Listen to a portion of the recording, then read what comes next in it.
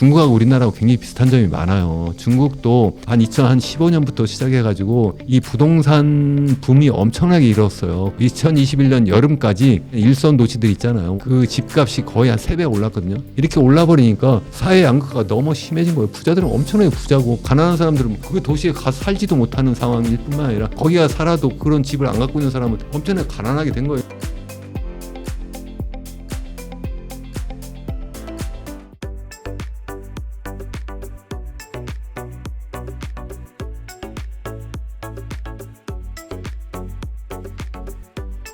예, 전반적으로 앞서 한번 잠깐 언급을 드렸는데 이 소위 외수, 수출은 전반적으로 잘 되는데 내수가 살지 않고 있는 거예요. 올해 한국은행 이제 전반적인 경제 이제 추계에서 이제 매 분기마다 발표하는 걸 보면 아까 말씀드린 것처럼 전반적인 경제는 좀 좋아지는 것처럼 보인다. 수출 때문에 그렇다. 이렇게 이야기를 하지만 소비 수요는 살아나지 않고 있다. 근데 약간 플러스로 나타나긴 하는데 그 플러스 진짜 플러스일까 좀 싶은 생각이 들 정도로 많은 사람들이 의심을 할 것 같아요.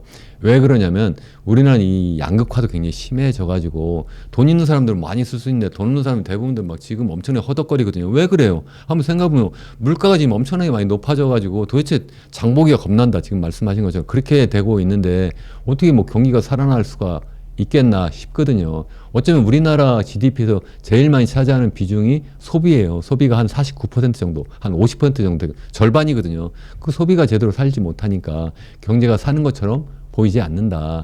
이제 그렇게 생각을 하고 그 중요한 이유가 첫 번째는 주로 수출 때문에 수출 위주로 지금 현재 경제가 돌아가고 있는 거고 또 하나는 이게 사회 양극화가 굉장히 심한 상태에서 실질적으로 그게 낙수 효과가 지금 아까 좀 전에 말했던 것처럼 주로 대기업이 수출한 거고 중소기업이 전반적으로 힘든 거고 또 대기업이 일하는 사람 대부분 또 잘 사는 사람들이고 또 그런 사람들 그래서 잘 나가는데 가난한 사람들 아니면 중산층은 상대적으로 지금 힘든 상황 특히 이제 물가 상승과 연계돼서 굉장히 힘든 상황이다 이렇게 말씀드릴 수 있을 것 같습니다. 부채 문제는 이제 크게 보면 우리나라의 경우에도 똑같이 이제 국가 부채하면 이제 정부 부채가 있고 가계 부채가 있고 기업 부채가 있는데 우리나라는 가계 부채가 많아도 너무 많아요. 그래서 GDP 대비 한 100% 정도 살짝 넘는다 했다가 최근에 이제 한국은행이 기준연도를 이제 바꿨어요. 그래서 2015년에서 2020년을 바꾸면서 국민소득 추계를 살짝 했더니 명목 GDP가 좀 더 많이 늘어났다. 그래서 가계 부채를 명목 GDP로 나누니까 이제 한 95% 수준이더라. 이렇게 이야기를 하는데 그래도 전 세계에서 제일 높은 수준이에요. 우리나라보다 많은 나라가 스위스라든가 호주라고 하는데 우리나라는 사실은 그러한 금융기관으로부터 빌린 그러한 가계부채 말고도 이 가계 간에 개인 간에 빌린 그러한 부채가 있어요. 그게 바로 뭐냐면 그 전세 보증금이라는 게 있거든요. 전세 보증금이 한 또 1,000조 원 정도 이렇게 되고 있는데 그게 되니까 결국 우리나라 GDP가 한 2,300조 정도 되니까 그러니까 1,000조가 더 돼요. 되니까 결국 그걸 또 플러스 해버리면 GDP 대비 한 150% 정도 되고요. 또 거기에다 또 이제 자영업자들도 대부분 이게 사실은 개인이 그냥 가게가 그냥 조그만 구멍가게 하거나 아니면 식당 하거나 이런 거니까 그것도 가계부채라고 생각해보면 우리나라 특히 그런 게 많거든요. 거의 200% 수준이라고 저는 생각을 해요. 굉장히 가계부채가 굉장히 많은 것이 큰 문제다. 기업부채도 한 110%, 20% 수준이라고 하는데 더 위험한 거는 이제 가계부채라고 생각하는데 또 가계부채 상당 부분 그냥 100%라고 합시다. 그냥 좀 전에 얘기한 전세 보증금이라든가 아니 자영업자의 그런 부채는 빼고 한 95% 수준이라고 아니 100% 수준이라고 해도 그 중에 대부분은 다 뭐냐면 부동산 담보 대출이거든요. 집 잡혀서 그걸 이제 담보로 이제 소위 이제 돈을 빌려가지고 있는 건데 이 집값이 이제 조금 조정을 받게 되니까 그러니까 이제 가게가 빌린 그 돈을 이제 갚지 못하는 상황이 되니까 그게 결국은 뭐예요? 이게 주로 이제 제2금융권에서도 빌리고 제1금융권에서도 빌리고 했는데 제1금융권 안 되면 제2금융권도 빌리고 그러니까 거기에 이제 많이 이제 연체가 되고 이러면서 이제 부실채권이 자꾸 생기는 거고 그래서 NPL이라고 해가지고 소위 non-performing loan이라고 해가지고 이제 소위 얘기하는 부실채권인 거예요. 그 부실채권이 이제 한 3개월 이상을 계속 갚지 못하면 이제 그런 걸로 이제 분류가 되는데 이제 그런 것이 자꾸 이제 새마을금고라든가 저축은행이라든가 상호신용금고라든가 이런 데 자꾸 늘어나고 있어요. 실제 이제 그런데 이제 위험 부담이 많은 사람들에게 고리로 이제 빌려준 게 있으니까 이제 그런 상황인데 뿐만 아니라 이러한 그 제2금융권에 있는 비은행 금융기관들은 이런 가게에도 그렇게 고금리를 빌려줬을 뿐만 아니라 이러한 그 소위 시행업자들, 그러니까 소위 집 짓는 그러한 그 기업들을 보면 그 처음에 이제 시행사가 있고 이제 건설 회사가 있잖아요. 시행사에게 브릿지론이라고 하는 이름으로 또 돈도 많이 빌려주고 나중에 또 실제 이제 부동산 PF를 해서 또 돈은 이제 많이 빌려주는데 굉장히 고금리로 막 빌려주었는데 지금 전반적인 부동산 시장이 좀 주춤하게 되니까 그러니까 그러한 기업들이 제대로 분양이 안 되고 그러니까 돈을 회수를 못 하니까 제대로 갚지 못하고 그러니까 거기 물려 있는 거예요. 물려 있으니까 당연히 이제 이거 잘못하면 넘어질 수도 있고 넘어질 수 있으면 당연히 이거 걱정이 되니까 돈을 빼려고 하는 게 이제 뱅크런인데 그러한 상황까지 지금 현재 뭐 오지는 않았는데 그런 상황이 뭐 갈 수도 있다 생각을 합니다. 그렇지만 우리나라는 굉장히 그 예금자 보호가 굉장히 잘 되어 있어서 그래도 뭐 크게 일반적으로 돈을 거기에다 맡겨놓은 사람들에게 큰 피해가 가지는 않을 텐데 그거보다는 이제 그와 연계된 그 저축은행은 아니면 뭐 새마을금고라든가 이러한 은행들은 일부 파산할 수 있을 거라고 생각을 하고요. 뿐만 아니라 이제 여러 가지 시행사라든가 아니면 건설회사도 경우에 따라서는 굉장히 많이 구조조정을 하면서 일부 시장에서 퇴출될 수 있을 거라고 생각을 합니다. 뭐 당연히 중국이 지난해까지만 해도 우리나라의 제일 수출국이에요. 올해는 이제 미국이 제일 수출국으로 이제 아마 이제 바뀔 거라 이렇게 생각을 하는데 어쨌든 두 나라가 이제 제일 우리나라한테 중요한 거죠. 미국 중요하고 중국도 중요하고 근데 중국 상황이 지금 현재 녹록치 않거든요. 뭐 지난해 뭐 5.1% 성장했다고 하는데 5.1%면 굉장히 잘한 거예요. 근데 지난해 뭐 CPI 그 인플레이션 같은 경우에는 마이너스거든요. 근데 이게 도대체 어떻게 5.1% 성장하면서 마이너스 물가 상승률을 보이냐? 이거는 상식적으로 뭔가 둘 중에 하나는 좀 틀린 것 같다. 그럼 뭐 뭘 틀리게 하겠어요. 뭐 물가 상승률을 일부 낮추겠어요. 물가 상승률은 그냥 있는 그대로 경기가 너무 나쁘니까 그렇게 낮았는데 GDP 추계는 아마 그 14억 인구 그 큰 나라 지방정부에서부터 이렇게 추계해 나가는데 조금씩 뻥튀기가 있지 않았을까 저는 개인적으로 생각을 하는데 뭐 아니라고 하는 사람들도 있고 국제기구도 일단 그걸 믿고 그거 가지고 여러 가지 뭐 경기 전망도 하는데요. 뭐 어쨌든 그래서 좀 그 지표를 약간 가감해서 좀 봐야 되지 않을까 이런 생각을 하는데 올해 들어서도 지금 뭐 실제 굉장히 좋다고 해요. 그래서 뭐 일부에서는 뭐 지금 뭐 전망을 지금 막 다 바꾸고 있거든요. 그래서 올해 뭐 한 4.0% 성장할 거로 봤다가 뭐 4.5까지 다시 올리고 뭐 IMF도 올리고 뭐 일부 뭐 여러 가지 뭐 그 IB에서도 막 이렇게 올리고 있는데 그게 이제 중국의 정부가 발표하는 그 지표를 기준으로 해서 그렇다는 거고 실제도 과연 그럴까 좀 더 이제 곰씹어 볼 필요는 있다. 저는 이제 그렇게 생각을 하고 CPI를 보면 그래도 약간 또 플러스로 돌아섰다고 그래요. 연초에 약간 마이너스 갔다 또 플러스로 갔다고 그러는데 이현훈 교수 같은 사람이 자꾸 안 민다고 그러니까 얘도 다시 플러스로 돌렸나 이런 생각이 들 정도인데 왜냐하면 지난해 초부터 더 정확히 하면 지지난해 말부터 PPI 생산자 물가는요 엄청나게 큰 폭으로 마이너스를 계속 해오고 있거든요. 결국 생산자 물가가 계속 마이너스인데 어떻게 경기도 살아나지 않고 사람들 소비를 막 열심히 하지도 않는데 그거 어떻게 플러스로 돌아서지? 이런 생각이 또 드는 거예요. 그러니까 이게 좀 감안해서 봐야 되지 않을까 이제 그 정도 생각을 하는데 제가 이런 이야기를 뭐 하면 일부에서는 야 저거 뭐 왜 중국에서 발표한 거 못 믿냐 뭐 이렇게 하시는 분들도 계신데 글쎄 뭐 그 믿고 안 믿고는 뭐 한번 그 보시는 분들의 그런 판단으로 하시면 좋을 것 같습니다.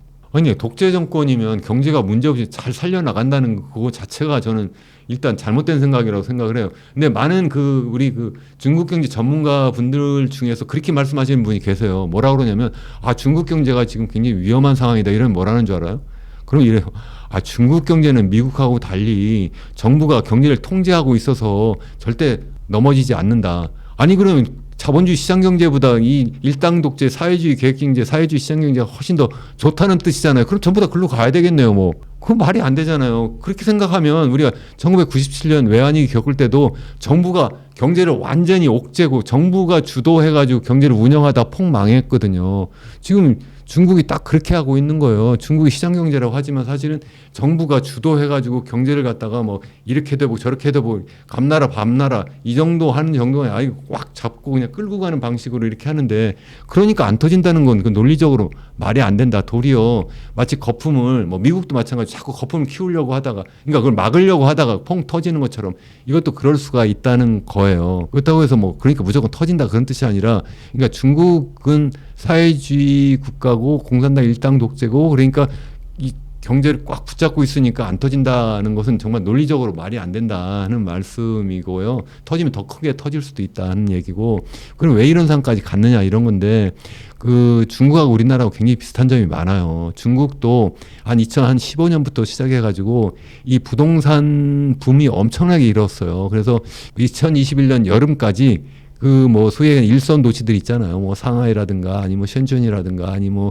베이징이라든가 이런데 그 집값이 거의 한 3배 올랐거든요. 이렇게 올라버리니까 사회 양극화가 너무 심해진 거예요. 부자들은 엄청나게 부자고 가난한 사람들은 그 도시에 가서 살지도 못하는 상황일 뿐만 아니라 거기가 살아도 그런 집을 안 갖고 있는 사람은 엄청나게 가난하게 된 거예요. 그러니까 뭐 소득 수준이 뭐 10,000불이 넘어버리면 뭐예요? 이게 지금 사회 양극화가 너무 심해 버리니까 이거는 공산당의 기본 이념도 안 맞고 실제 좀 뭐 어떻게 공동 부유론 해가지고 같이 좀 잘 살겠다고 자기가 장담까지 했는데 이건 아니지 않나 이래가지고 2021년 초부터 2020년 말부터 시작해가지고 이게 지금 그 시진핑 정부가 이제 뭐 3기로 이제 막 넘어가면서 공동 부유론을 더 강하게 내서면서 여러 가지 정책을 내세웠는데 그 중에 하나가 뭐냐면 부동산을 일단 이렇게 하면 안 되겠다 해가지고 소위 개발회사들, 건설회사들로 들어가는 자금줄을 많이 차단을 해버렸어요.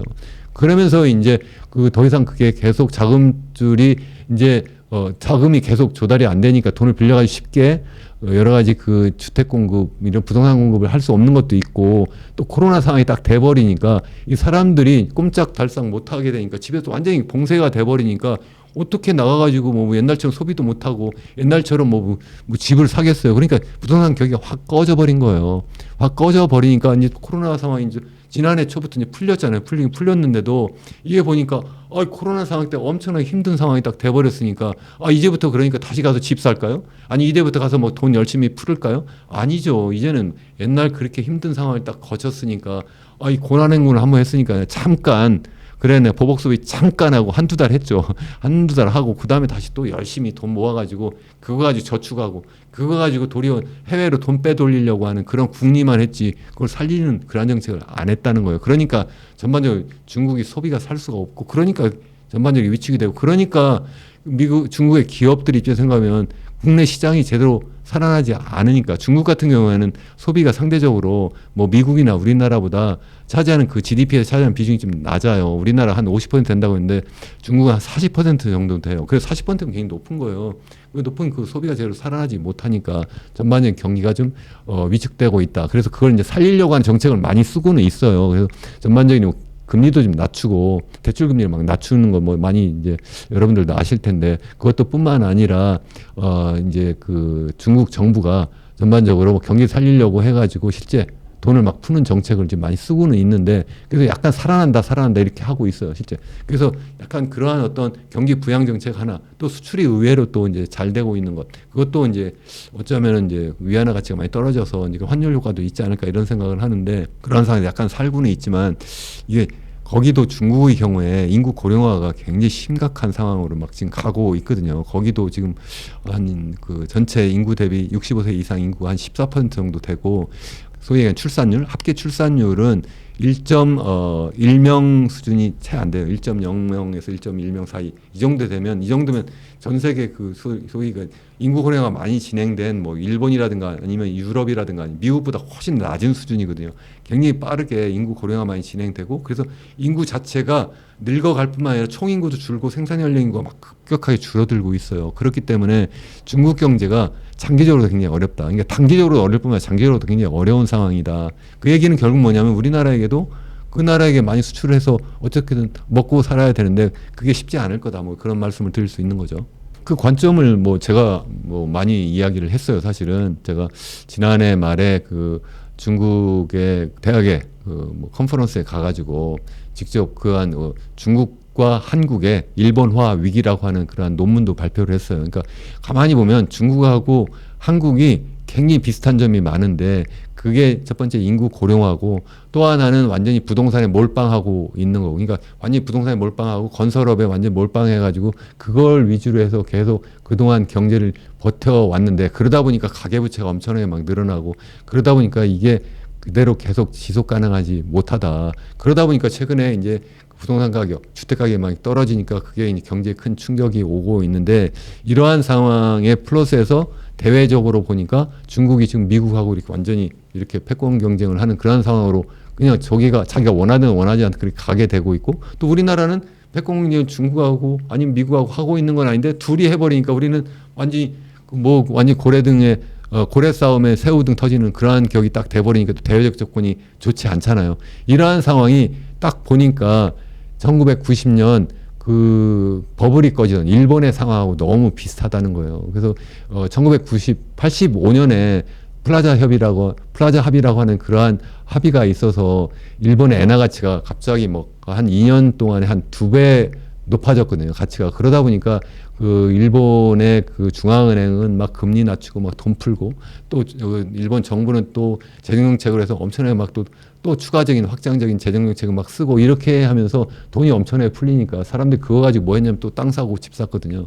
그러한 상황을 지금 가만히 보니까 한국하고 중국이 딱 했고, 또 그 당시에 보니까 일본이 인구 고령화 굉장히 많이 진행됐고, 또 그 당시 가만히 보니까 일본이 미국하고 G2인 거예요. 그래가지고 거기서 패권 경제, 거기서 싸움하다가 폭 망한 거잖아요. 그러한 상황, 비슷한 상황이 지금 중국도 지금 현재 거의 와 있는 거 아니냐. 또 우리나라도 거의 그 상태에 와 있는 거 아니냐. 그래서 뭐 최근에 피크 차이나, 피크 코리아 이런 얘기 많이 하고 있는데, 그러한 상황이 당시에 일본 상황하고 상당히 비슷한 면이 있다. 이제 그렇게 이야기를 할 수 있는 거죠.